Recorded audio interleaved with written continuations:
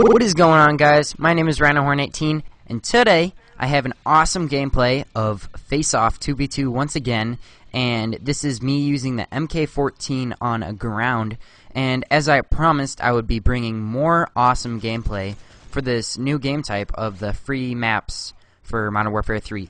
And today, since last episode, I got awesome feedback on my Scary Stories commentary. And I'm going to be honest, those stories were not even that scary, but you guys still enjoyed them. So it freaked some of you guys out. And today, I have a much scarier story. And I must give a big thanks to a friend of mine, Fire Spectrum J. He helped me out by finding me an awesome website for multiple scary stories. Thanks to him, I'm going to be able to read a ton of scary stories to you guys, because this website he gave me is stacked with hundreds and hundreds of freaky, scary stories. Now, without further ado, I'm going to start reading the story called Jane. So here it goes. I remember when I first laid eyes upon her. A beautiful young girl, not as old as 17, restrained in pain. Her long, dark, flowing hair covered her battered face. She put up a fight before being forcefully attached to a bed and wheeled in. Then a large amount of static crackled out on the microphone, into the empty room in which we were all seated. We cannot help but allow our eyes to drift over the beaten body of that young girl despite our orders being against doing so. Jane, do you understand why you are before us today? Jane spat at the ground, unable to form a sentence. You are the correct blood type, Jane. The future of medical science depends on the blood you have inside of you. Me and my colleagues all shared the same shocked expression of clean horror. All this to a girl for a type of blood? We could not resist his orders, however. We knew what would happen. Now send her to the block C2, Jacob and Adam. I watched as the two men wheeled her into the distance, down the long, white corridor. I could not let this happen. I felt a sharp pain jabbing in my throat. The feeling of seeing this girl die for a test was far greater than I could handle. I had to escape.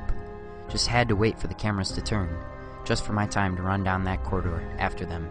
I saw my time to go, and I slipped away, my heart beating faster and faster each time I took a step closer to the corridor entrance. I slipped in just as the camera shot back to face towards where I had just left. I was so close to death, it was far too uncomfortable. However, I must continue to make my way to the lab, which I remembered to be C2. I heard the screeches of my shoes as they rubbed off the polished floor. I almost slipped and slammed into the ground. I had never been any further than P6 before. I wonder what was in the C block.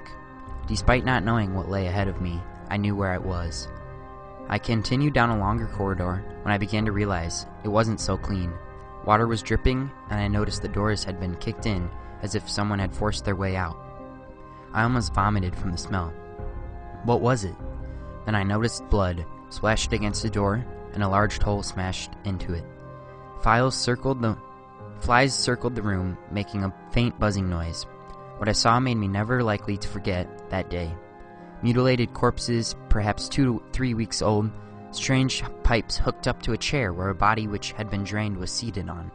2 scientists were dead, the cold blood staining the dirty white floor.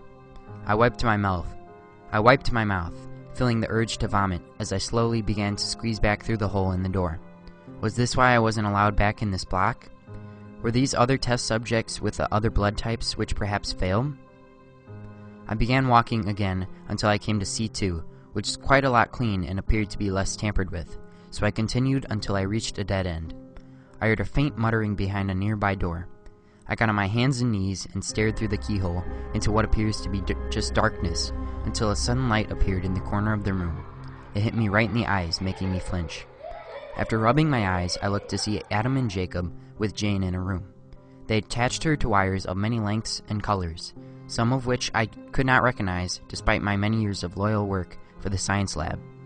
They then began extracting blood, or I assumed that was what the dark red liquid was moving up the pipe. Then I noticed another pipe which appeared to be pumping a certain liquid into her, a deep dark purple. Nothing like blood. Were they planning on taking all of her blood and using this fluid as some sort of alternative? Her eyes began turning white and soulless. I assumed she has died and almost cried out right there, until I realized she twitched slightly. How could she still be alive? The clear white eyes began turning into an evil black as she began to awaken. What was happening to her? I had no clue. I burst through the door, attempting to stop the madness. I gripped Adam's throat and saw him choke. I felt 2 heavy weights on my shoulders when I realized it was Jacob, pushing me onto the ground, and then began attempting to restrain me with some sort of leather strap. I kicked away, pushing him to the side of the chair Jane was on when suddenly, a sight so horrific I could not believe it to this day. Jane started to scream and began snapping some of the leather straps that kept her bound down to the bed. Then the final strap came undue, and we went straight for Jacob. He was the first victim. I still had Adam after me, beating me with a blunt object. I felt blood trickle down onto my back. I began to black out until Adam began floating and was flung at the wall as if he was a rag doll. Blood and vials with various liquids splashed everywhere. Adam was out for the count. I screamed out for help as I turned towards Jacob. To see his skin removed, however, his eyes remained, and a crooked smile was on his otherwise mutilated face. She was gone. Jane was gone. I screamed out for when I heard a voice as if I had planted into my head by some hidden power. I am Jane. Thank you for saving me. However, these people made me better, made me stronger. They told me the objective. I shall kill him. Kill who? I shouted. I shall wait in the darkness of every human's house. I shall prey upon the weak, for I am the Alpha. They are the weak. Ever thought you saw something in the dark? Well, you were right. I am coming for him. I am coming for Jeff, as those are my orders. With that, the voice faded away, and I was alone upon rubble, tears streaming down my eyes. The blood shed today was like none other. Wow! That was a really creepy story. I have to say, it was probably the second scariest one I've ever read on here. And the reason I'm saying that it's really scary is because, in my opinion, it's that really, like, supernatural stuff that makes me kind of freaked out. You know, because the first time I read this, it was, like, probably midnight. I was in my room with the lights off, just reading this story, and it was really freaking me out because I was in the pitch black, and I felt like somebody was just sitting there watching me. And it's those kind of things like, you know, the Paranormal Activity movies that kind of get me going. Anyways, guys, this is wrapping up my Scary Stories commentary, episode 9. And if you guys would be so kind to leave a like and maybe a favorite on this video, then that would be awesome. And also a comment letting me know if it freaked you out, you know. And also, if you want to be given a shout out in one of my Scary Stories videos, then please send me a story that you find really scary, and if I use it, I'll give you a shout out in it, and put a link to your channel in the description. So just send me a personal message, and I'll get back to you. Okay, thanks for watching, guys. Peace out.